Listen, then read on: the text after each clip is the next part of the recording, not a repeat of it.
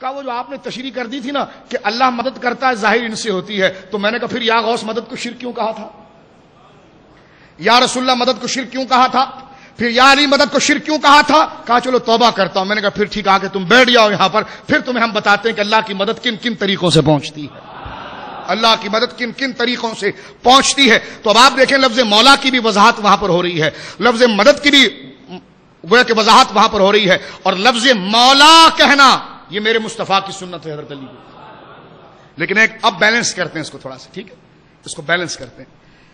Fine من کنت مولا فعلی مولا، میں جس کا مولا علی اس کے مولا۔ یہ یہاں پر مولا کا معنی اولا نہیں ہے، یہ پھر ہم حد کراس کریں گے۔ اگر مولا کا معنی ہم نے اولا کے لے لیا تو پھر حد کراس کریں گے۔ اس دوست اس حدیث کو سن کر کہتے دیکھا نا ہمارے موقف کی بات ہوگی۔ ہم نے کہا موقف تو ہم ٹھیک بیان کریں گے، لیکن چور دروازہ اس میں کھلنے نہیں دیں گے، ہم چور دروازہ کوئی سائڈ گلی کھلنے نہیں دیں گے، اس لیے کہ من کنت مولا کا معنی صرف یہ ہے کہ میں جس کا مددگار علی اس کے مددگار، میں جس کا محب علی اس کے محب، میں جس کا ولی علی اس کا ولی، میں جس کا دوست علی اس کا دوست۔ لیکن اس سے خلافت بلا فصل کا کوئی عقیدہ نہیں نکلتا۔ وہ کہتے جی ایک نے مجھ سے کہا کہ حضرت علی پہلے خلیفہ ہیں جی۔ میں نے کہا دیکھو یار ایسی بات نہیں کرو، میں گستاخی نہیں کرنا چاہتا، یہ تو حضرت علی کے نظریے کے خلاف ہے، حضرت علی نے خود نہیں پسند کیا، آگے آ رہا ہوں میں اسی طرف ابھی۔ میں نے کہا جی یہ تو حضرت علی کے نظریے کے خلاف ہے، آپ ایسی باتیں کر کے کیوں امت کو خراب کرتے ہیں؟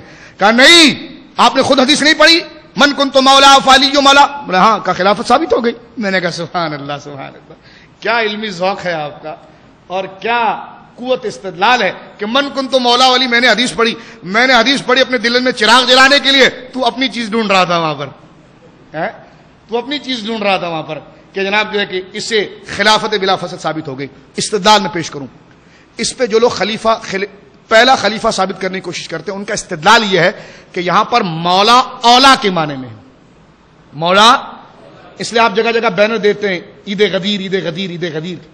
حضور حجت الوداع سے جب لوٹے تھے تو غدیر خم ایک جگہ ہے جس کو غدیر خم بھی کہا جاتا ہے، اس جگہ پر کھڑے ہو کر سرکار نے خطبہ دیا تھا، اس میں یہ جملے کہے تھے۔ تو عید غدیر کے پمفلٹ اخبارات بھی آپ دیکھتے رہتے ہیں، تو اس میں جو تاثر دیا جاتا ہے وہ یہ ہے، دیکھو بیلنس کر کے رکھنی چاہیے بات، جو اس سے ثابت ہو رہی ہے وہ ہم ذکر کریں گے، جو غلط بات ہے اس کو ہم قبول نہیں کریں گے، لیکن ہم ایسی کوئی بھونڈی بات بھی نہیں کریں گے جو ہمارے علمی سطح کے خلاف ہو، جو ہمارے استدلال کے خلاف ہو۔ ہم اعتدال اور علمی ماحول میں رہ کر گفتگو کرنا چاہتے ہیں، ہم علمی ذوق میں رہ کر گفتگو کرنا چاہتے ہیں۔ ہم اگر کوئی بات آگے بڑھ کر کرنا بھی چاہتے ہیں تو وہ علمی ذوق میں کرنا چاہتے ہیں، محض دھاندلی اور خطابت کے جوش میں نہیں کرنا چاہتے۔ اب اس اعتدال کی روش میں آپ دیکھیے، استدلال یہ کیا جاتا ہے، ذوق ہے سننے کا، استدلال یہ کیا جاتا ہے کہ من کنت مولا، اس کا معنی میں نے مددگار کے کیا ہے، ولی کے کیا ہے، دوست کے کیا ہے، مددگار کے کیا ہے، حامی و مونس و ناصر کے کیا ہے، لیکن اس کا معنی اولا، من کنت مولا، میں جیسا سب سے افضل ہوں، فعلی و مولا ای اولا، اس طرح علی سب سے افضل ہے، یہ استدلال پیش کیا جاتا ہے۔ ایک بات میں کہتا ہوں جی، مولا کا معنی آپ نے اولا کر کے تو حدیث کی ساری روح پر جو آپ نے حملہ کرنے کی کوشش کی ہے، ہاں اگر آپ کا موقف ثابت ہوگا تو میں پھر حضرت علی کی محبت میں پیچھے نہیں ہٹوں گا۔ اگر آپ جو کہہ رہے ہیں وہ چیز اگر ثابت ہو رہی ہوگی تو آپ دیکھیں گے الحمدللہ یہ سید پھر پیچھے ہٹے گا نہیں، بلکہ اپنے آبا و اجداد کی عزت رکھنے کے لیے اس موقف کو قبول کرے گا، اور اگر یہ اس موقف کے خلاف ہوگا تو اپنے خاندان پر دست درازی کے لیے آگے بڑھ کر تمہارا ہاتھ پکڑے گا۔ یہ غلط بات ہے، ایسا نہیں ہونا چاہیے۔ پہلی بات، لفظ اولا، جو مولا کا معنی جو اولا لیا جاتا ہے یہ کسی لغت میں نہیں ہے۔ پہلی بات تو ڈکشنری میں اس کا معنی مولا کا اولا کبھی آیا ہی نہیں ہے۔ ایک بات، یہ استدلال یہاں سے ختم تھا۔ ایک بات، دوسری بات یہ ہے کہ آپ کہتے ہیں کہ خلافت جو ہے وہ فرض ہے، خلافت جو وہ قطعی نظریہ ہے۔ ہم نے کہا، وہ کہتے ہیں جی خلافت جو قطعی نظریہ، جیسا نماز قطعی ہے نا، نماز قطعی چیز ہے، اس کا انکار کفر ہے۔ تو جو قطعی چیز ہوتی ہے وہ ثابت بھی قطعی ثبوت اور قطعی دلالت سے ہوتی ہے۔ مثلا واقیم الصلاۃ، یہ لفظ جو ایک یہ لفظ ہے، یہ لفظ آج تک قرآن میں ہے کہ نہیں؟ تو آج تک زمانہ اسی آیت کی تلاوت کر رہا ہے تو یہ لفظ قطعی ہو گیا۔ اب اس صلاۃ کا معنی آپ نماز کے لیتے ہیں، پچھلے بھی نماز کے لیتے تھے، اس سے پچھلے بھی نماز کے لیتے تھے، سرکار نے بھی نماز کا لیا، تو یہ معنی بھی تواتر سے ثابت ہوا، لفظ بھی تواتر سے ثابت ہو، معنی بھی تواتر سے ثابت ہو، تو کہتے ہیں قطعی ثبوت اور قطعی دلالت۔ اب وہ عقیدہ قطعی ہوتا ہے، اس کا انکار کرنا کفر ہوتا ہے۔ ہم نے کہا خلافت کا نظریہ آپ کے نزدیک خلیفہ بلا فصل کا یہ عقیدہ قطعی تھا؟ کہنے لگے ہاں قطعی تھا۔ میں نے کہا یہ حدیث کی ذرا حیثیت آپ بتائیے، یہ متواتر حدیث ہے؟ کہنے لگے نہیں، کہنے لگے نہیں متواتر حدیث نہیں ہے۔ تو میں نے کہا پھر اس کا درجہ کیا ہے؟ کہنے لگے یہ خبر واحد ہے۔ میں نے کہا تھوڑا سا شرم کریں نا، پھر آپ خبر واحد سے کوئی مسئلہ مستحب تو ثابت ہو سکتا ہے، فرض تو ثابت نہیں ہو سکتا نا، فرض تو ثابت نہیں ہو سکتا۔ فرض ثابت کرنے کے لیے تو حدیث متواتر چاہیے۔ من کنت مولا فعلی مولا، اس کا یا تو ایک راوی ہے یا دو راوی ہے، اس کے راویوں کو کم سے کم 20 سے 25 راوی آپ ثابت کریں، تابعین کے دور میں اس کو ثابت کریں، تابعین کے دور میں اس کو ثابت کریں، ہر دور میں جب تک صاحب کتاب نے اس کو درج نہیں کیا اس کے تواتر سے راوی کو ثابت کریں، جب جا کے یہ مسئلہ قطعی ثابت ہوگا۔ لیکن آج تک کسی اہل علم نے اس کو خبر واحد سے زیادہ کا درجہ نہیں دیا ہے، تو جب یہ حدیث خبر واحد ہے تو اس سے صرف ایک فضیلت ثابت ہو سکتی ہے، قطعی مسئلے ثابت نہیں ہو سکتے۔ میں نے اس لیے کہا کہ علمی دنیا میں رہ کر اس بات کو ہم پیش کرنا چاہتے ہیں، اس سے خلافت کا دور دور تک کوئی تصور۔ اور ایک بات آخری بات کر دوں مزے کے لیے، حضرت علی نے کبھی یہ حدیث اپنی خلافت کے لیے پڑھی نہیں ہے۔ لو جی بات ہی مکمل ہو گئی۔ میں کہتا ہوں ایک خطبہ حضرت علی کا بتا دو کہ حضرت علی نے کبھی اپنی خلافت کے لیے حدیث پڑھی ہو۔ جب حضرت علی نے کبھی نہیں پڑھی اور ذکر نہیں کی، اور وہ روایت جس کو اہل سنت بھی قبول کرتے ہو نہیں پڑھی، تو پتہ چلا اس حدیث کا خلافت سے کوئی تعلق نہیں، اس حدیث کا علی کی فضیلت سے تعلق ہے رضی اللہ تعالی عنہ وارضاہ۔ درود پاک پڑھ لیجیے۔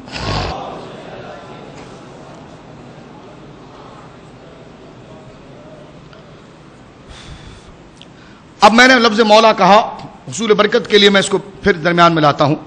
ابن ابی شیبہ نے اس حدیث کو نقل کیا جلد نمبر 6 کے اندر، صفحہ نمبر 359، اور یہی مطبوعہ دارالحیات تراث کا جو گیا کہ مارکیٹ کے اندر موجود ہے، یہ دارالفکر کا ہے، بیروت کا یہی نسخہ جو موجود ہے تقریباً 8 سے 10 جلدوں پر ہے۔ اس میں صحابہ رسول کہتے ہیں جاء رجل علیہ اثر السفر، مولا علی کہیں پر تھے خیمے کے اندر، تو ان کے پاس کوئی شخص آیا اور اس کے اوپر سفر کے اثر تھے، یعنی سفر کی تھکن تھی، آثار نظر آ رہے تھے کہ یہ سفر سے آیا ہے۔ فقال من ھذا، اور جب پوچھا گیا اب یہ شخص کون ہے، اور ایک روایت میں آتا ہے کہ وہ بہاری تھا اور باہر کھڑے ہو کر کہہ رہا تھا یا مولائی یا مولائی، مل کر کہنا یا مولائی یا مولائی یا مولائی یا مولائی۔ مولا علی نے فرمایا جا کر دیکھو یہ کون ہے جو مجھے مولائی، میرے مولا میرے مولا میرے مولا، یہ کون کہہ رہا ہے؟ جب دیکھے فقالوا ھذا ابو ایوب انصاری، تو یہ سیدنا ابو ایوب انصاری تھے۔ اور حضرت علی نے کہا کہ آپ نے یہ کیا جملے کہے؟ فرمایا انی سمعت رسول اللہ، میں نے حضور سے سنا ہے یقول من کنت مولا فعلی مولا، میں کیوں نہ کہوں علی آپ کو مولا، اس لیے کہ حضور نے فرمایا جس کا میں مولا ہوں اس کا علی مولا۔ الزام ختم ہو گیا۔ اب حضرت علی کا نام میں آپ سے کہتا ہوں، اب محض حضرت علی نہیں کہنا ہے، آج کے بعد یہ وعدہ کریں اب کہنا ہے تو مولا علی کہنا ہے۔ پھر آپ نے چیک کرنا ہے کہ چہروں کو دیکھنا ہے کہ چہروں کا سسٹم کیا بنتا ہے اور چہروں کی صورت کیا بنتی ہے، اور ڈٹ کر بولنا ہے مولا علی شیر خدا کرم اللہ وجہ الکریم۔ اب صرف حضرت علی نہیں کہنا ہے، صحیح ہے، اب صرف حضرت بلکہ کہنا حضرت مولا علی، حضرت مولا علی، مل کر ذرا میرا دل خوش، حضرت مولا علی، یہ ایک دفعہ پھر کہیں حضرت مولا علی، یہ کہنا ہے، اس سے ایمان کا اظہار ہوگا، اس سے ایمان کی پہچان ہوگی، یہ ایمان کی جڑا ہے۔ آپ نہیں سمجھتے یہ جو جملے آپ نے دل سے اٹھا کر پھینکے ہیں نا آسمان کی طرف، اس سے جو دل میں گند تھا سب نکل گیا، دل میں جو برائی تھی سب نکل گئی، اس لیے کہ حضرت علی بہت عظیم شخصیت ہے اور ان کا مسئلہ بھی بڑا حساس ہے۔ اے علی تو عیسیٰ ابن مریم کی طرح ہے۔ ایک دفعہ درود پاک پڑھ لیجیے۔ آخری چند اہم بحثوں کی طرف اب ہم چلتے ہیں، یہ فضیلت کی راہ تھی، اب آگے چلتے ہیں۔ درود پاک ایک دفعہ پڑھ لیجیے۔ میں فضیلت کے چند ابواب آپ کی خدمت میں ذکر کرتا ہوں، جو میرے نوجوان دوست بیٹھے ہیں ان کو سمجھانا اور ان کی خدمت میں عرض کرنا ضروری ہے، لہذا ان چیزوں کو آپ ذرا سنتے چلیے۔ حضرت مولا علی کی فضیلت کو آپ نے دیکھا کہ یہ ساری فضیلت کے دریچے، سیدہ زہرا آپ کے نکاح میں، حسنین کریمین کے آپ والد ہیں، کعبے میں آپ کی ولادت ہوتی ہے، فاطمہ بنت اسد آپ کی والدہ ہیں۔ فاطمہ بنت اسد کون ہے وقت میرے پاس نہیں ہے، میرا دل بڑا چاہتا ہے ان پر بولنے کا، لیکن میری پرانی تقریر آپ سنیے اور آپ کو پتہ چلے گا سیدہ فاطمہ بنت اسد کون ہے۔ یہ مہاجرات میں سے ہے، مہاجرات میں سے ہے، یہ حضور پر ایمان لانے والی چھٹی یا ساتویں خاتون ہے۔ یہ وہ ہیں جنہوں نے حضور کو پالا ہے، سبحان اللہ۔ جب ان کا وصال ہوا مدینے پاک میں تو حضور نے پوری حدیث موجود ہے مجمع الزوائد کے اندر، صحیح حدیث موجود ہے، میرے آقا علیہ الصلوۃ والسلام نے ان کے ساتھ تبرکات کی کیا نسبتیں کی ہیں، وہ ایک طویل حدیث ہے۔ سرکار علیہ الصلوۃ والسلام نے فرمایا کہ یہ میری ماں ہے، میری ماں کے بعد جب میں بھوکا ہوتا تو یہ کھانے کو دیتی تھی، جب مجھے کپڑے کی حاجت ہوتی تو یہ کپڑا دیتی تھی۔ حضرت فاروق اعظم وغیرہ نے قبر تیار کی ہے، سرکار نے پانی منگایا، پانی کے اندر اپنے ہاتھ کو داخل فرمایا، ہاتھ کو داخل فرمایا۔ بھابیوں کہاں جائے گی ساری تبرک، کچھ نہیں ہوتا ہے۔ جس طرح حضرت عیسیٰ کہتے وجعلنی مبارک، اللہ نے مجھے سراپا برکت بنایا ہے، تو مصطفیٰ تو سراپا برکت، یہ تو مصطفیٰ کے فیض سے عیسیٰ سراپا برکت ہے۔ تو سرکار نے اپنا ہاتھ ڈال کے اس پانی کو برکت کیا، بیری کے پتے ڈال کے اس پانی کو جوش دیا گیا، سرکار نے اپنا جبہ دیا کہ میری ماں کو اس سے کفن دیا جائے۔ کہ مارکیٹ میں کپڑے کم تھے، سرکار نے جبہ کس لیے دیا؟ اس لیے کہ سرکار بتانا چاہتے ہیں کہ تبرک کی حیثیت ہے، تبرک شرک نہیں ہے، تبرک شرک نہیں ہے۔ قبر کھودی گئی، قبر میں سرکار خود تشریف لے گئے اور سب سے پہلے قبر کے اندر خود آپ لیٹے اور کہا یا اللہ یہ میری ماں کی قبر ہے۔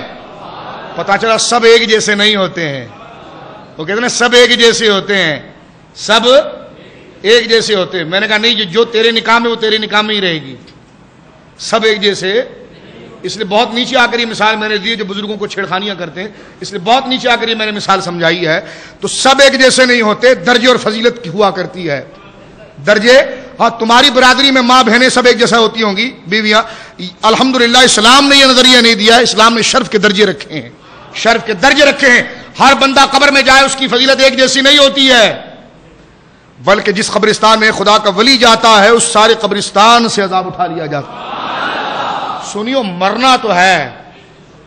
میں اپنے لیے بھی وصیت کرتا ہوں اور آپ کو کہتا ہوں کہ اگر میں انشاءاللہ اللہ مجھے ایمان کے ساتھ شہادت کی موت عطا فرمائے کہ اگر میں دنیا سے گیا تو میرے قریبی لوگوں کو میں وصیت کرتا ہوں کہ مجھے اس قبرستان میں رکھیے گا جہاں پر کوئی خدا کا ولی موجود ہو، اور آپ بھی اپنے ورثاء کو اس بات کی اور اپنے لوگوں کو اس بات کی وصیت کرے، ادھر ادھر نہیں لے جا کر ڈالنا، کہ ایسی جگہ پر رکھنا کہ جہاں پر اولیاء کاملین کا قرب موجود ہو، اولیاء کاملین کا قرب موجود ہو، یہاں بھی مدح سرائی اور منقبت اور بزم 11ویں ہو، اور وہاں بھی مدح سرائی اور بزم 11ویں ختم خواجہ۔